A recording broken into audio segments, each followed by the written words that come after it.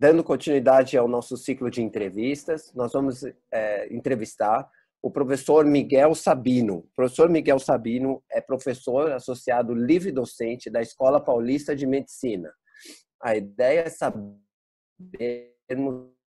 do envolvimento do professor Miguel na crise do coronavírus, quais atitudes a Escola Paulista ou o professor Miguel está envolvido, e principalmente entender esse panorama ao longo do tempo. Então, nós queremos ter uma apreciação do professor Miguel no momento atual e voltar daqui 2 semanas para rever o desfecho desse prazo de tempo. Professor Miguel, seja muito bem-vindo. Muito obrigado, Felipe. Obrigado pelo convite e estou à disposição aí para o que vocês quiserem perguntar.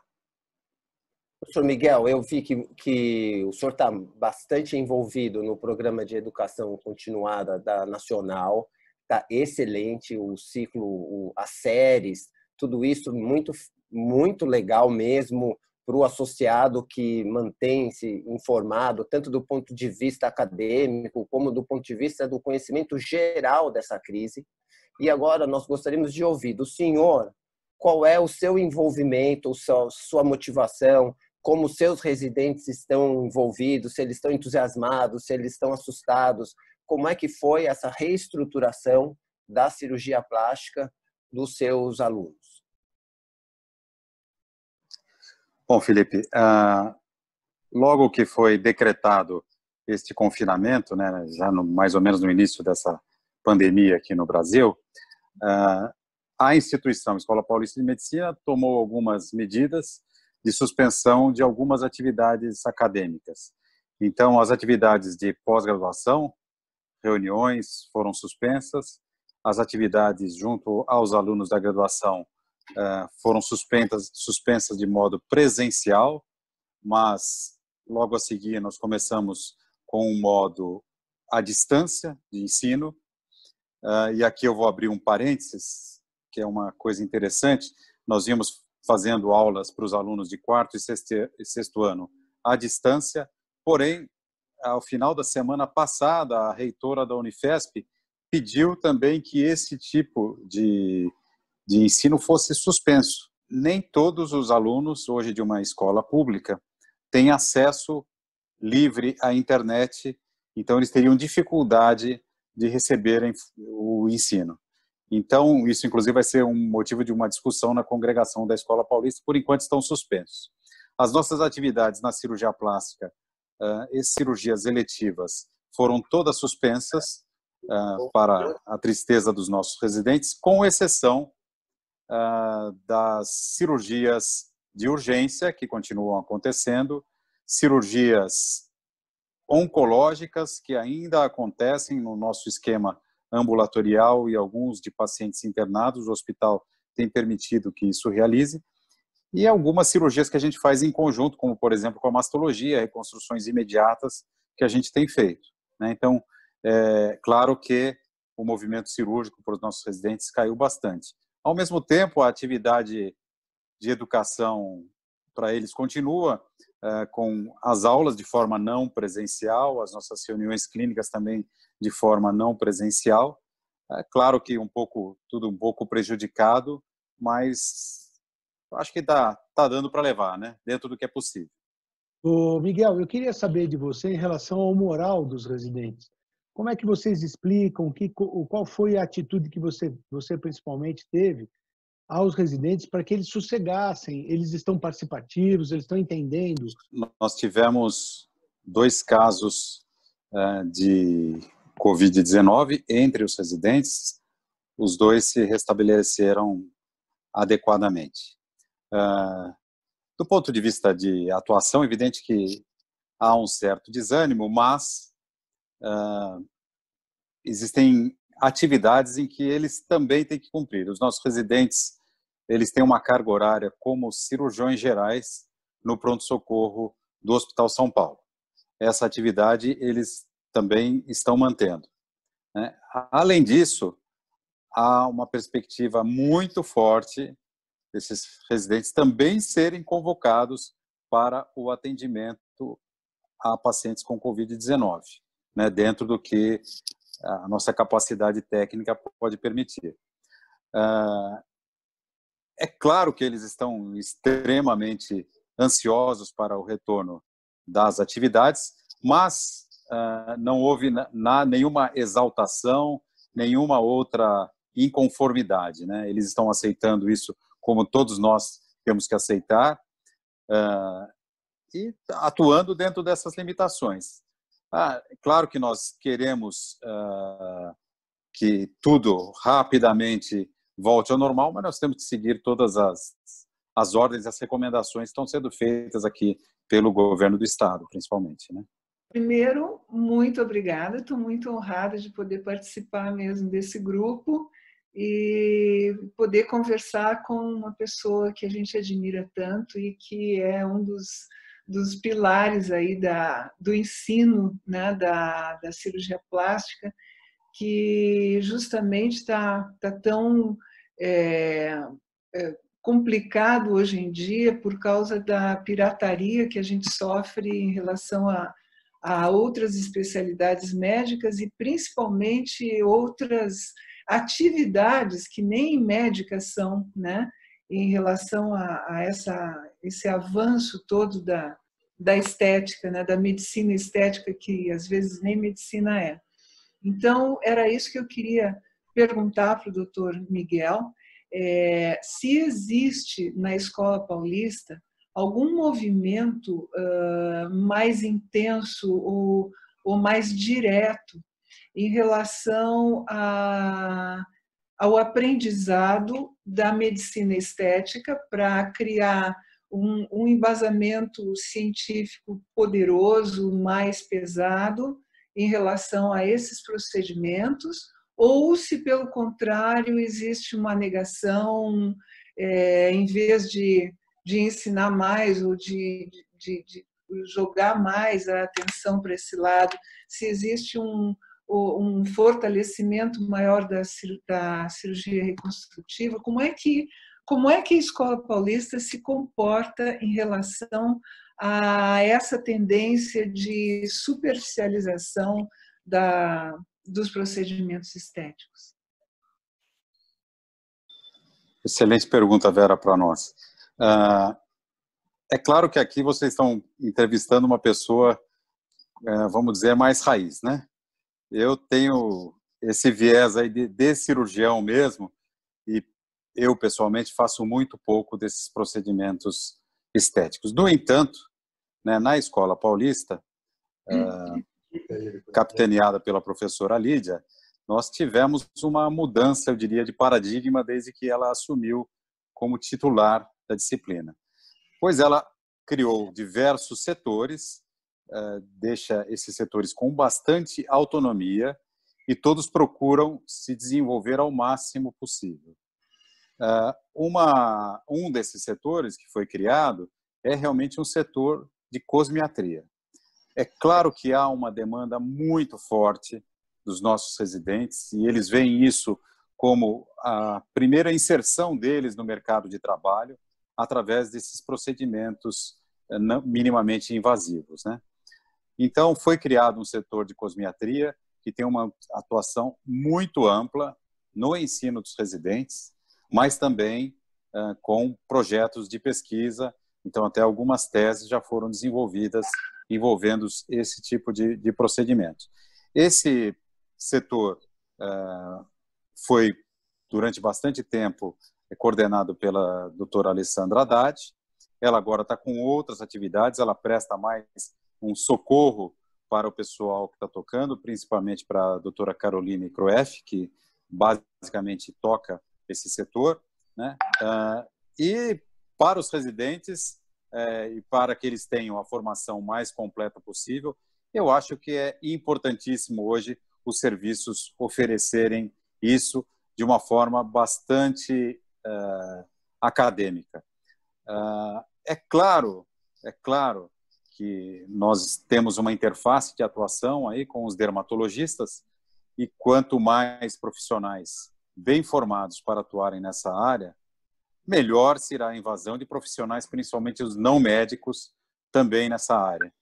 Por isso que eu acho que essa atuação conjunta dessas duas especialidades, só fortalece e oferece aos pacientes um atendimento e um resultado melhor. Você é irmão de uma pesquisadora importantíssima no Brasil e no mundo, não é? E você deve estar no telefone o tempo inteiro com ela. Então, a minha pergunta para você é o seguinte: eu quero saber de você o que ela te fala em relação à prevenção e em relação à cura. Se tem caminhos realmente para encurtar esse tempo. Porque, se não me engano, a gripe espanhola ficou um ano e meio, se não me engano, para desaparecer o problema total. Então, a pergunta é essa: o que a sua irmã, pesquisadora, pode transmitir através de você sobre isso? Professor Bolzola, muito obrigado pela pergunta. E, do ponto de vista pessoal, eu diria o seguinte: primeiro, a minha irmã é uma pessoa absolutamente diferente. Ela é pesquisadora mesmo. Ela fez medicina na Universidade de São Paulo. Ela é formada um ano antes de mim. Desde o início, uma pessoa com uma capacidade, uma inteligência fora do padrão. Ela começou como pediatra a sua vida e depois partiu direto para a pesquisa em virologia. Hoje ela é professora da Universidade de São Paulo, da doenças infecciosas e parasitárias, na área de virologia. Para você ter uma ideia, esse trabalho que ela acabou ganhando tanto destaque, né, de sequenciamento do genoma do coronavírus, ela nem entende por que teve tanto destaque, porque ela fala: pô, eu já fiz trabalhos muito mais importantes, principalmente com a Zika, e isso não teve tanta repercussão. Mas caiu, acho que no momento, eles queriam valorizar mulheres pesquisadoras, e realmente eles fizeram um sequenciamento rápido, né, comparado com outras estruturas muito mais equipadas do mundo. Eles foram muito ágeis e muito rápidos. Bom, do ponto de vista epidemiológico, ela, e da parte clínica, não é a área de atuação dela, né? É claro que todos nós sabemos que esse sequenciamento feito, junto com todos os demais que estão sendo feitos pelo mundo, é o caminho inicial para a obtenção de uma vacina. Então, conhecendo a estrutura do vírus, será possível, mais para frente, a criação de uma vacina dentro das variáveis que esse vírus possa adquirir.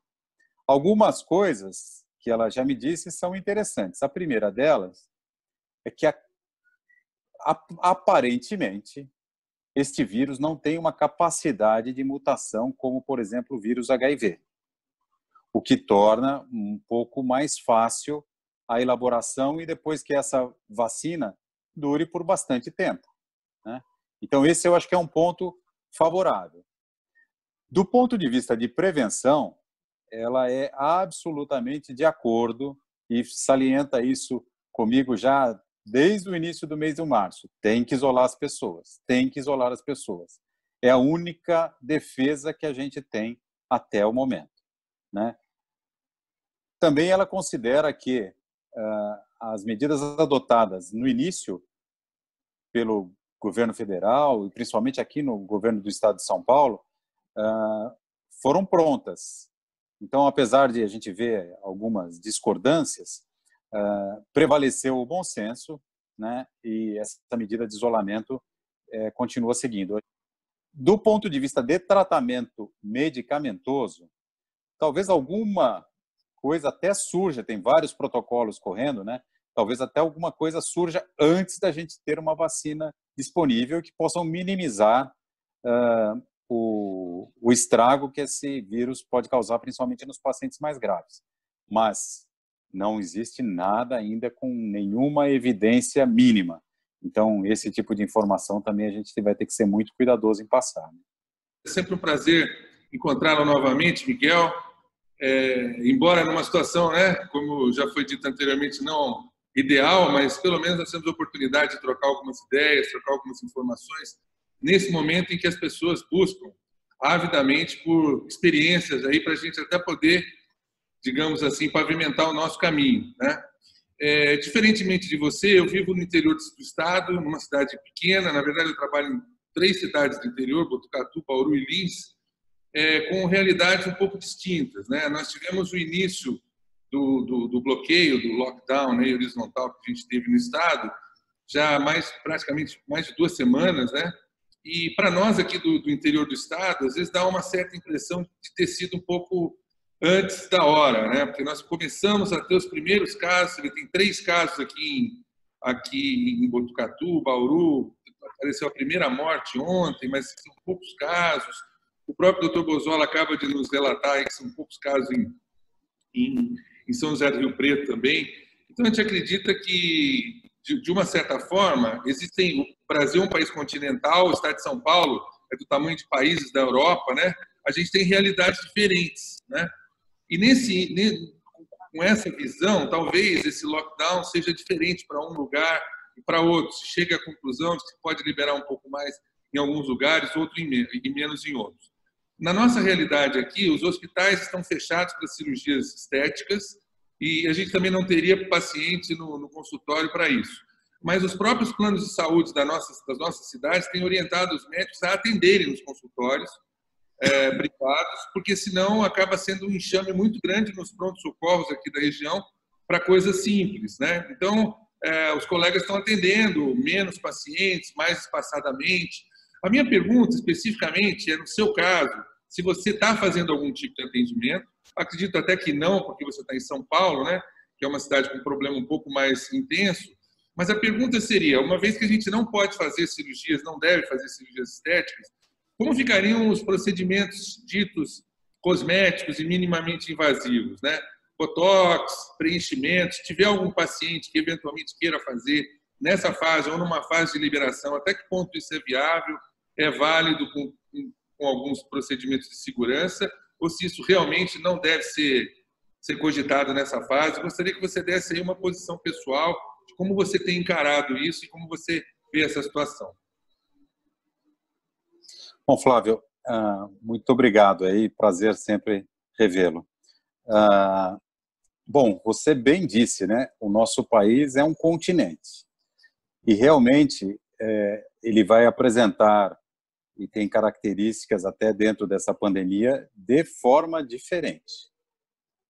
É claro que eu acho que a medida inicial de contenção praticamente no país inteiro me parece que foi absolutamente adequada.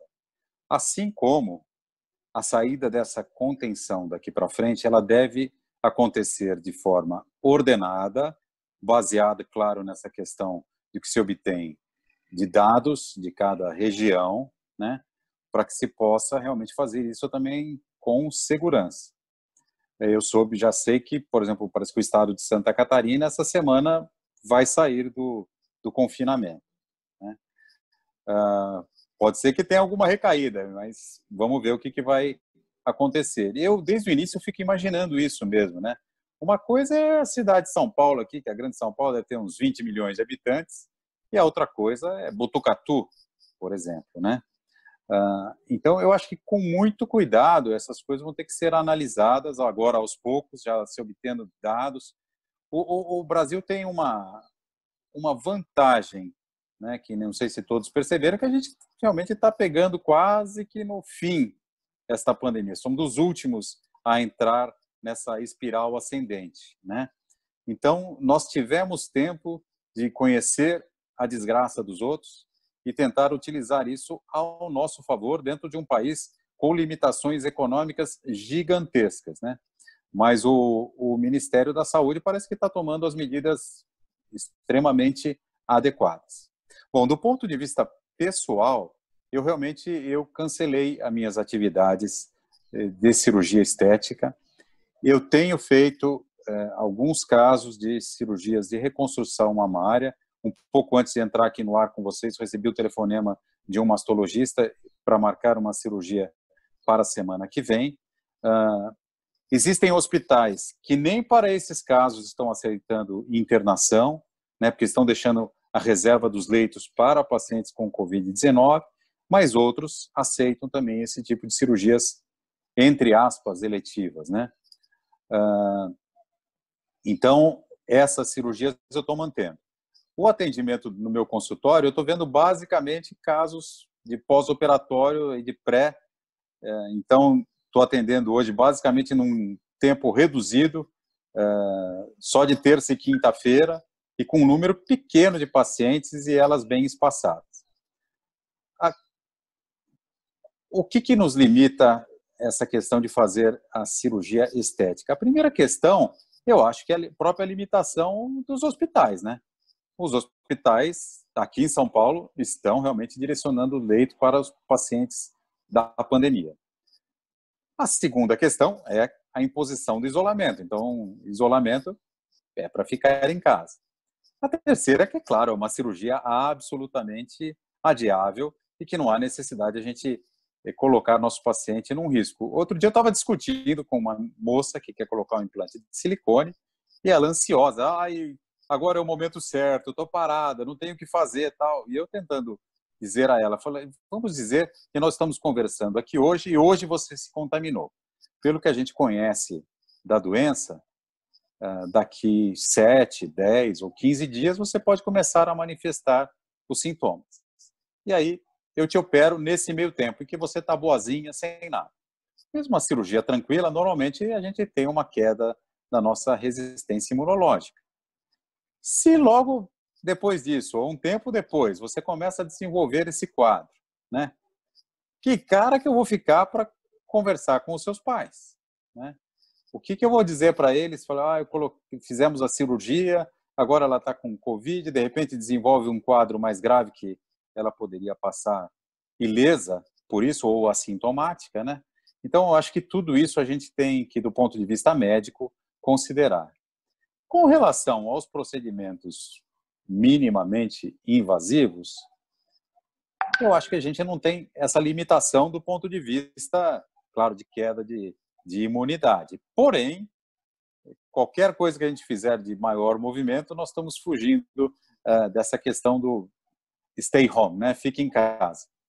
Eu acho que tem que lidar com muito critério. Claro que, na medida que, vamos dizer, que essa seja a primeira coisa a ser liberada, liberar as pessoas a voltarem às suas atividades no dia a dia, talvez sejam os primeiros procedimentos que a gente possa fazer com mais tranquilidade.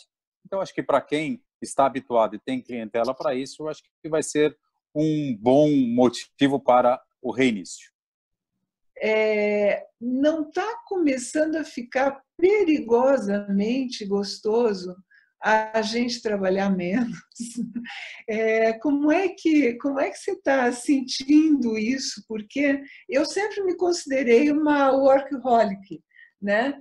E eu não conseguia parar de jeito nenhum e parecia uma compulsão aquilo. E eu imagino que pessoas como o senhor, que é um cara super ocupado, também pensassem e agissem assim. E agora que a gente está começando a sentir o gostinho da tranquilidade, como é que está ficando isso? Como é que está a sua perspectiva para retomar aquele ritmo enlouquecedor de trabalho que a gente tem? Tá com vontade ou está com vontade de fugir?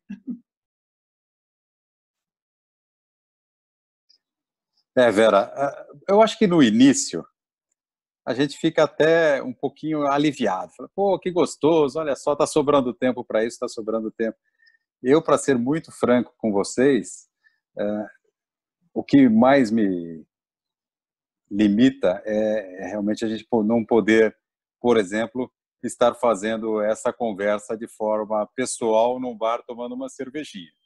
Então, para mim, o relacionamento humano, o contato entre as pessoas é uma coisa insuportável não poder ter, né? Eu, na verdade, às vezes fico me perguntando, né? Os jovens hoje têm tanta tendência a se isolarem dentro dos seus videogames e tudo que o celular oferece, né? E o meu filho, por exemplo, que tem 27 anos, é produtor musical, trabalha em casa. Ele falou, pai, minha vida quase que não mudou. Ele está lá, fica boa parte do tempo no quarto dele. Quando ele quer, ele joga videogame. Se aparece um trabalho, ele faz. É claro que agora ele está praticamente sem trabalho, mas mudou muito pouco. É claro que ele gosta de sair, gosta de embalada, tal, mas eles fazem conferências, todos com sua cervejinha na mão, ficam conversando como se estivessem juntos. Se adaptaram muito melhor do que eu nesse ponto. Eu, assim, no meu dia a dia, pessoal, eu tenho procurado. No meu condomínio, felizmente, diferente do Bozola, mantiveram a academia com uso mais regrado, né? A piscina mantiveram aberta, então é possível acessá-la também com um número menor de frequentadores. Eu gosto de correr, então eu tenho saído algumas vezes cedinho na rua, quando não tem ninguém, vou dar uma corrida. Todas as minhas atividades fora de casa, eu tenho procurado usar máscara, comprei máscara de pano e tenho usado. Então, se eu saio para correr, eu tenho usado máscara. Se eu saio para andar de bicicleta, eu tenho usado máscara, né?